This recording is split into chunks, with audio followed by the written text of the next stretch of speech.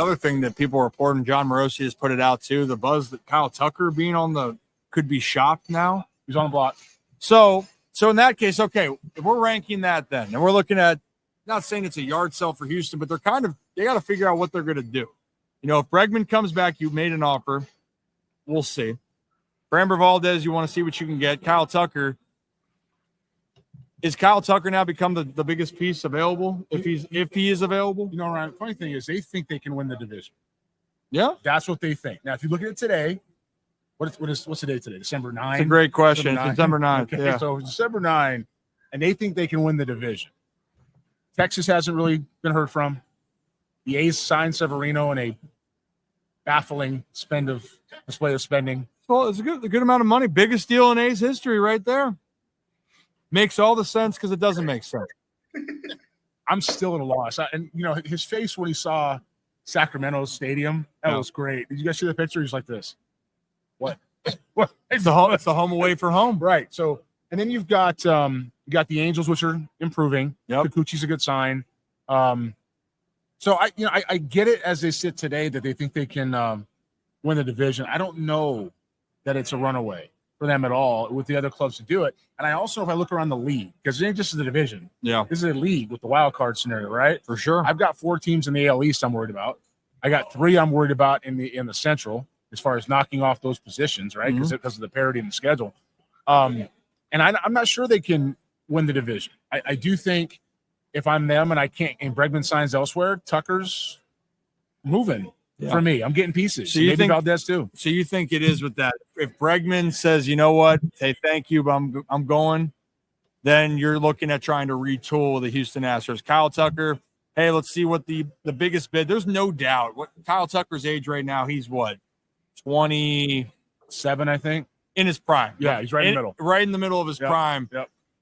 And then you just saw Juan Soto's big deal. Hey, Zach, if you can for me, and let me know, or Jeremy, you know how many years of control Tucker still has, but is it free agency next year for him? After this one. Yep. So whatever team trades for him, you would think, now we've seen it, Soto said, hey, I want to go to – I'm going to free agency no matter what.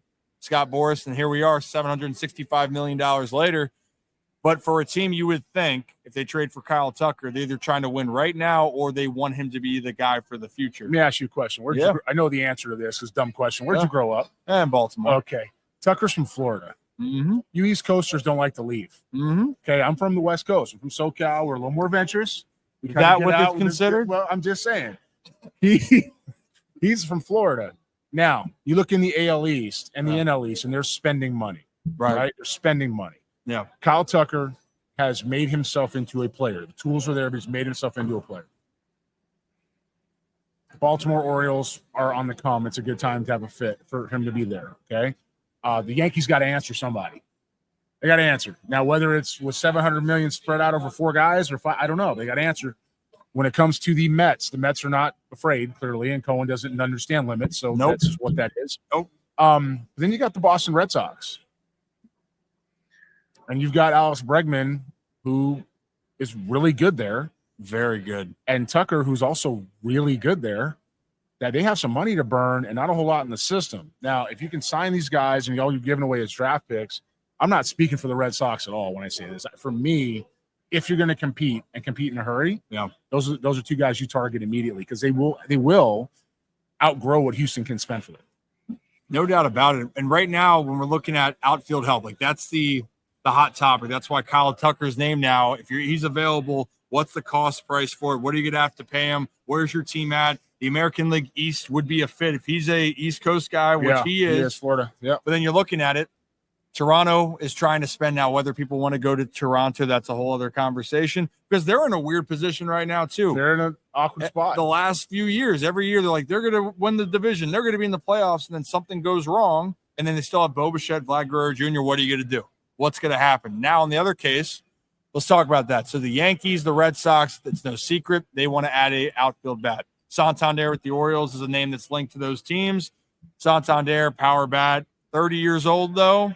What's it going to be? To me, it seems like Kyle Tucker is going to end up in the AL East. If I was going to be a betting man and someone was to make a move, Kyle Tucker could be a a problem. Well, I just don't see the Orioles being able to make a trade for him with what they have. I think I don't know that it's a trade. I think it's going to be if they can't move him because the price is going to be high and it's going to drop and it's going to drop. It's going to drop like it always does.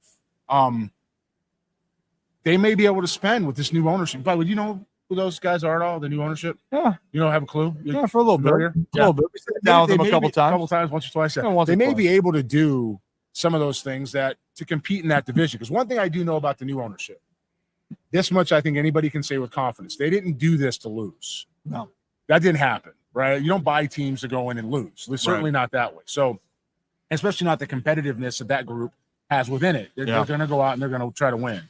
If you do that, you have to allocate resources in today's game that are far different than what we've ever seen. Right. And so if it comes out to be the case, you got the Yankees who are they a third place team right now? Maybe. Yeah. You got the Red Sox who have to spend, otherwise Boston's going to fold. And you got this Orioles team who we've been talking about now for a couple of years. Yeah. That is just about it's that far away. Oh, they're close from being really good for a long time. And they did this in Houston. Elias was part of that. Yeah. They went ahead and they spent with free agents at the right time to go do it. So I actually think that Santander's not a fit in Baltimore anymore for a few reasons, and I think Tucker's a fit next year. I also think that if they're truly building for the future with that division in a couple places, if I'm a player and you played and you're somebody who wants to go be good and win some championships, I'm looking that way. Yeah. I'm not looking at the West Coast. No offense to my teams on the West. I'm looking at the East Coast. Right. Because right now it's the Dodgers and who else on the West? Nobody else, right? I'm looking East. I would say the only team would be San Diego. I think is going to continue to make a run, but different market size of what you're trying to do.